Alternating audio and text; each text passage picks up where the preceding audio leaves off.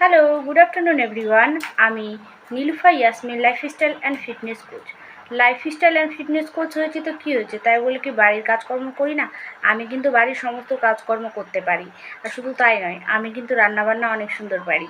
নিজের রান্নাবান্না করি তাই বলে প্রশংসা করছি সেটা নয়, পারি যেটা সেটা পারি, আর যেটা পারি না সেটা পারি না।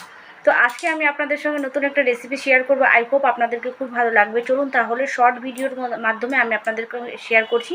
এটা একটা দেশি রান্না। চলুন দেখে নেওয়া যাক যে কী রান্না করছি। আজকে আমি রান্না করছি প্যালকা শাক বা ছ্যাঁকা শাক। তো প্যালকা শাকটা কী করে রান্না করলাম শর্টকাটের মধ্যে বলে দিচ্ছি। প্রথমে দিয়ে দিলাম জল দেওয়ার পরে সেখানে আদা রসুন আর লঙ্কার পেস্ট ফেলে দিলাম আর লবণ। জলটা ফুটন্ত হলো, সেখানে আমি দিয়ে দিলাম কচু শাকের পাতা আর আপনার পুঁই শাকের পাতা দিয়ে সোডা দিয়ে দিলাম, দিয়ে নাড়াচাড়া করলাম। অনেকক্ষণ ধরে নাড়াচাড়া করছি, এভাবে কিন্তু আমার প্যালকা শাকটা রেডি হয়ে